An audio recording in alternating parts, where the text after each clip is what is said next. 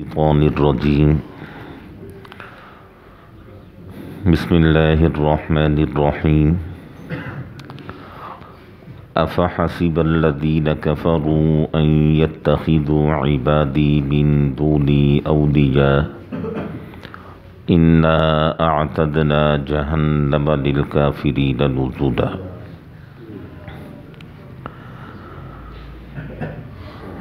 سورہ کہف کی ایک آیت کریمہ تلاوت ہوئی ہے اور یہ اس سورت کا آخری رکوع ہے اور کچھ ہی آیات کے بعد انشاءاللہ یہ سورت مکمل ہو جائے گی۔ گزشتہ رکوعات میں آپ نے یہ چیز سنی ہے کہ مشرکین مکہ نے 3 سوالات آپ صلی اللہ علیہ وسلم کے سامنے رکھے اور آپ صلی اللہ علیہ وسلم نے ان 3 سوالات کے جوابات مشرکین مکہ کو ارشاد فرمائے۔ اصحاب کہف کا کیا معاملہ ہے، موسیٰ علیہ السلام اور خضر علیہ السلام کا کیا واقعہ ہے اور ذوالقرنین کا کیا واقعہ ہے، یہ تینوں چیزیں انہوں نے پوچھی تھیں اور آپ صلی اللہ علیہ وسلم نے وحی کے مطابق ان تینوں چیزوں کے جوابات ارشاد فرمائے۔ ہمیشہ ایک چیز عرض کی جاتی ہے کہ قرآن مجید نے سب سے پہلے جن لوگوں کو اپنی طرف متوجہ کیا ہے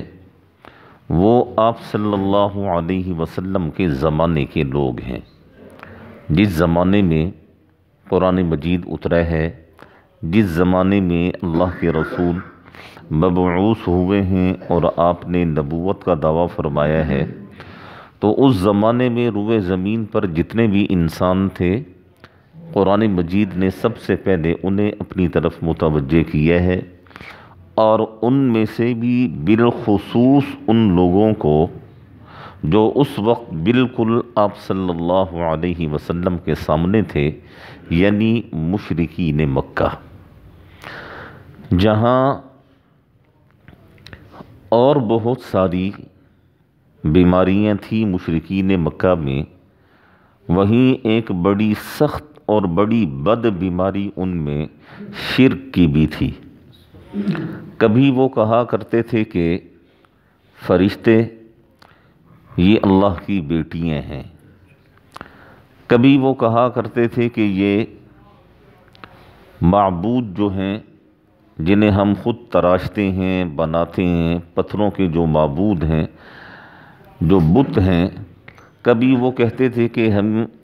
انہیں بطور سفارش کے اللہ کے ہاں پیش کریں گے، اور کبھی وہ کہا کرتے تھے کہ نہیں یہی ہمارے معبود ہیں۔ ایک موقع پر آپ صلی اللہ علیہ وسلم نے اللہ جل شانہ کی صفات کو جب ارشاد فرمایا تو ابو جہل اپنے ساتھیوں سے کہنے لگا کہ یہ کیسے ہو سکتا ہے کہ محمد صلی اللہ علیہ وسلم جس رب کا تعارف پیش کروا رہے ہیں اپنے لوگوں میں، وہ رب اتنا طاقتور اور اتنا پاورفل ہے کہ ہر چیز کے لیے وہ کافی ہے، جبکہ ہم نے بیماریوں کے لیے الگ بت کو معبود بنا رکھا ہے اور دولت کے لیے الگ بت کو معبود بنا رکھا ہے، بارش کے لیے الگ کو بنا رکھا ہے، عزت کے لیے الگ کو بنا رکھا ہے، سفر میں ہم جاتے ہیں حوادث سے حفاظت کے لیے الگ بت کو، یعنی ہم نے تو اتنے سارے خداؤں کو بنا رکھا ہے اور جمع کیا ہوا ہے، اور محمد صلی اللہ علیہ وسلم جس رب کا تعارف کروا رہے ہیں وہ کہتے ہیں کہ وہ اکیلے ہی ان کے لیے کافی ہے۔ تو مشرکین مکہ کی سمجھ میں یہ بات نہ آئی، یعنی اللہ کی وحدانیت ان کی سمجھ میں نہ آئی۔ تو قرآن مجید میں جا بجا اللہ جل شانہ نے مشرکین مکہ کو جھنجھوڑا ہے۔ یہی تو وجہ ہے، کبھی آپ نے سوچے کہ کچھ ہی عرصے کے بعد، یعنی مکی زندگی سے جب ہم باہر نکلتے ہیں، مدنی زندگی میں پہنچتے ہیں، تو وہاں ہمیں نظر آتا ہے کہ مکہ کے یہی لوگ جنہوں نے سر توڑ مخالفت اور کوشش کی اور سر توڑ انہوں نے آپ صلی اللہ علیہ وسلم کا راستہ روکنا چاہا، یہی اپنی گردنیں نیچے کر کے مدینہ میں اسلام قبول کرنے کے لیے پہنچے ہیں۔ خالد بن ولید رضی اللہ عنہ کی تاریخ آپ پڑھیں نا، صلح حدیبیہ کیا تھا؟ صلح حدیبیہ کے موقع پر آپ صلی اللہ علیہ وسلم 1400 صحابہ کرام کے ساتھ مدینہ منورہ سے روانہ ہوئے، اور مکہ مکرمہ کی حدود سے پہلے خالد بن ولید نے آپ کا راستہ روک دیا، اور آپ صلی اللہ علیہ وسلم نے بڑی کوشش کی اور فرمایا کہ ہم کچھ نہیں کریں گے، ہم صرف بیت اللہ کی زیارت کریں گے، عمرہ کریں گے، عمرہ کر کے ہم واپس چلے جائیں گے۔ خالد بن ولید نے کہا یہ ہو نہیں سکتا کہ آپ یہاں سے آگے جائیں، آپ تو کیا، آپ میں سے کوئی بھی یہاں سے آگے نہیں جائے گا، یہ ہو نہیں سکتا کہ ہم آپ میں سے کسی کو مکہ میں داخل ہونے دو، آپ یہیں سے واپس جائیں گے۔ اور پھر کچھ ہی عرصے کے بعد یہی خالد بن ولید یہ اپنا سر نیچے کر کے مدینہ میں آپ صلی اللہ علیہ وسلم کی خدمت میں حاضر ہوئے، اور انہوں نے آ کر اسلام قبول کیا۔ ابو سفیان رضی اللہ عنہ ساری زندگی مخالفت کرتے رہے، لیکن فتح مکہ کے موقع پر کیا ہوا کہ آپ صلی اللہ علیہ وسلم کی خدمت میں حاضر ہوئے، اور حاضر ہو کر انہوں نے اسلام قبول کیا۔ اور جن کی بدبختی ان کے ذہنوں پر چھائی ہوئی تھی، جن کی بدبختی انہیں لے ڈوبی، وہ مر تو گئے لیکن انہوں نے اسلام کو قبول نہ کیا۔ اور اکثر یہاں یہ واقعہ عرض کیا جاتا ہے کہ جنگ بدر میں جب ابو جہل کو زخمی کر کے گرایا گیا، اور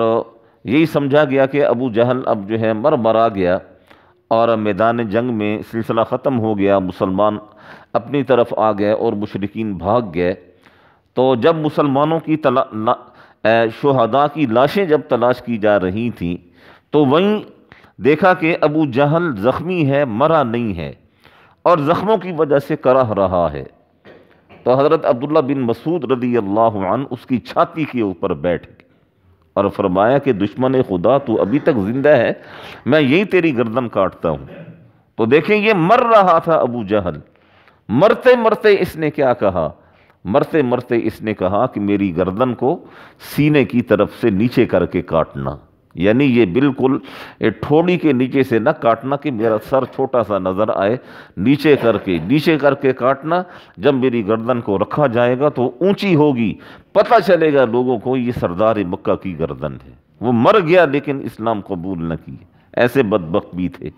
تو اللہ جل شانہ نے مشرکین مکہ کو جھنجھوڑنے کے لیے، مشرکین مکہ کو سمجھانے کے لیے جا بجا قرآن مجید میں شرک کی مذمت فرمائی ہے، اور جا بجا قرآن مجید میں اللہ جل شانہ نے آیات کو نازل فرمایا ہے۔ سنیے، اللہ جل شانہ فرماتے ہیں اَفَحَسِبَ الَّذِينَ كَفَرُوا، یہ جو مشرک ہیں، یہ جو کافر ہیں، یہ گمان کر بیٹھے ہیں ان یتخذوا عبادی من دونی اولیاء، میری ذات کو چھوڑ کر میرے بندوں میں سے، میری مخلوق میں سے یہ اپنا دوست سمجھ لیں گے اور بنا لیں گے، اور یہ ان کے لیے کافی ہو جائے گا؟ نہیں، یاد رکھیں جو اس طرح کر رہے ہیں، اعتدنا جہنم للکافرین نزلا، ہم نے ایسے کافروں کے لیے بڑی سخت دوزخ کو تیار رکھا ہے۔ یہودیوں نے کیا کیا؟ یہودیوں کو بھی دیکھیں نا، یہودی دعویٰ کرتے تھے نحن ابناء اللہ و احباؤ، اور بھائی ہم اللہ کی اولاد ہیں، ہم اللہ کے چہیتے ہیں، ہم اللہ کے لاڈلے ہیں، فلم یعذبکم، ہمیں کیسے عذاب دیا جائے گا؟ تو یہی یہودی قرآن مجید کیا کہتے ہیں؟ وقالت الیہود عزیر ابن اللہ، یہ اس حد تک آگے بڑھے، انہوں نے کہا کہ عزیر علیہ السلام وہ تو اللہ کا بیٹا ہے۔ یا وہ محبت دیکھیں یا یہ بے حیائی دیکھیں کہ ادھر سے کہتے ہیں کہ ہم اللہ کے محبوب ہیں، ہم اللہ کی اولاد ہیں، اور ادھر کہہ رہے ہیں کہ عزیر علیہ السلام اللہ کا بیٹا ہے۔ عیسائیوں نے کیا کہا؟ عیسائیوں نے کہا کہ مسیح یعنی عیسیٰ علیہ السلام وہ اللہ کا بیٹا ہے۔ پھر عیسائیوں میں سے کچھ اور آگے بڑھے، انہوں نے کہا کہ نہیں، صرف عیسیٰ ہی نہیں، عیسیٰ اور مریم دونوں اللہ کی اولاد ہیں، یعنی مریم اللہ کی بیوی ہیں اور عیسیٰ وہ اللہ کا بیٹا ہے۔ اس طریقے سے اللہ جل شانہ نے، اس طریقے سے ان آیات کے ذریعے اللہ جل شانہ نے پوری دنیا کے لوگوں کی اصلاح فرمائی ہے۔ اور یاد رکھیں، اس لحاظ سے ہم مسلمان الحمدللہ ثم الحمدللہ آپ صلی اللہ علیہ وسلم نے ہمیں بہترین عقیدہ نصیب فرمایا ہے، اور بہترین عقیدے کی ہمیں آپ صلی اللہ علیہ وسلم نے تلقین فرمائی ہے کہ اللہ کی ذات وہ احد ہے، احد ہے، احد ہے، احد رہے گی اور ہمیشہ ہمیشہ کے لیے احد ہے۔ اور اللہ کی ذات بے نیاز ہے، وہ لم یلد ولم یولد ذات ہے، ولم یکن لہ کفوا احد ذات ہے۔ اور صحابہ کرام ایک دفعہ وہ واقعہ عرض کیا تھا نا کہ ایک صحابی یہی اللہ احد اللہ الصمد لم یلد ولم یولد ولم یکن لہ کفوا احد، وہ مغرب کی نماز میں یہی سورت پڑھا کرتے تھے، اور وہ امام بنا دیے گئے تو مغرب کی نماز کی دونوں رکعتوں میں یہی سورت پڑھتے۔ تو مقتدیوں نے کہا کہ یار مہربانی کریں، آخر قرآن کی اور بھی آیات ہیں، اور بھی صورتیں ہیں، آپ وہ پڑھ لیا کریں۔ تو امام صاحب نے کہا بس میں یہی پڑھوں گا۔ تو جب امام صاحب یہی صورتیں پڑھنے سے باز نہ آئے تو آپ صلی اللہ علیہ وسلم کی خدمت میں جا کر نمازیوں نے عرض کیا، اللہ کے رسول وہ مغرب کی نماز میں یہی صورت پڑھتے ہیں اور صورت نہیں پڑھتے، آپ ذرا انہیں سمجھائیے۔ تو آپ صلی اللہ علیہ وسلم نے بلایا اور ان سے جب پوچھا گیا کہ یہی صورت آپ کیوں پڑھتے ہیں، تو انہوں نے پتہ کیا کہا؟ انہوں نے کہا اللہ کے رسول ہم خوش قسمت ہیں کہ اللہ نے ہمیں آپ کا امتی بنایا، اور ہم خوش قسمت ہیں کہ اللہ نے ہمیں آپ کی زندگی نصیب فرمائی، ہم خوش قسمت ہیں کہ ہم آپ کے اوپر ایمان لائے۔ اللہ کے رسول آپ نے ہی ہمیں بتایا ہے، آپ نے ہی ہمیں سمجھایا ہے، ورنہ آج سے کچھ ہی عرصہ پہلے تو ہم بتوں کے سامنے اپنا سر ڈال کے پڑے ہوا کرتے تھے، بتوں کو اپنا معبود جانا کرتے تھے، اپنا سب کچھ ہم بتوں کو سمجھا کرتے تھے۔ آپ کی وجہ سے اللہ نے ہمیں ہدایت عطا فرمائی ہے، اور رب کا تعارف آپ کی وجہ سے اللہ نے ہمیں نصیب فرمایا ہے۔ تو اس صورت میں ہمارے رب کا تعارف ہے اللہ احد اللہ الصمد لم یلد ولم یولد ولم یکن لہ کفوا احد۔ میں نے تو ساری زندگی شرک میں ڈوب کر گزاری ہے، اب یہ توحید مجھے نصیب ہوئی ہے، تو اس صورت میں چونکہ ساری توحید ہی توحید ہے تو مجھے اس صورت سے محبت ہے، محبت کی وجہ سے میں اس صورت کو ہر روز نماز کے اندر پڑھتا ہوں۔ آپ صلی اللہ علیہ وسلم نے کیا فرمایا؟ آپ نے فرمایا جاؤ اس صورت کی محبت تمہیں جنت میں پہنچا دی۔ وہ صحابی کیوں ایسا کرتے تھے؟ اپنی آنکھوں سے وہ شرک کا ماحول دیکھ کے آئے تھے، اپنی آنکھوں سے وہ شرک کی ذلت کو دیکھ کر آئے تھے، اپنی آنکھوں سے سب کچھ دیکھ کر آئے تھے۔ جب اللہ نے ہدایت نصیب فرمائی تو پھر وہ ایسے موحد بنے کہ اللہ جل شانہ نے ان کے لیے دنیا میں جنت کے اعلانات فرمائے۔ تو اللہ فرماتے ہیں افحسب الذین کفروا، ان کافروں نے کیا یہ سمجھ رکھا ہے ان یتخذوا عبادی من دونی اولیاء، میری ذات کو چھوڑ کر میری مخلوق میں سے، میرے بندوں میں سے یہ جن کو اپنا دوست بنائیں گے، قیامت کے دن وہ ان کے کام آئیں گے؟ نہیں، قیامت کے دن کوئی کسی کا کام نہیں آئے گا۔ اور جو ایسا کر رہے ہیں اعتدنا جہنم للکافرین نزلا، ہم نے ان کافروں کے لیے بڑی سخت دوزخ کو تیار رکھا ہے، یہ جب ان کا سامنا ہوگا دوزخ سے تو پھر انہیں سمجھ آئے گی۔ دعا فرمائیں اللہ جل شانہ ہم سب کو صحیح معنی میں سمجھنے کی، صحیح معنی میں عمل کرنے کی توفیق نصیب فرمائے۔ بسم اللہ الرحمن الرحیم، الحمد للہ رب العالمین والصلاة والسلام علی سید الانبیاء والمرسلین وخاتم النبیین، ربنا آتنا فی الدنیا حسنۃ وفی الآخرۃ حسنۃ وقنا عذاب النار، ربنا لا تزغ قلوبنا بعد إذ هديتنا وهب لنا من لدنك رحمة إنك أنت الوهاب،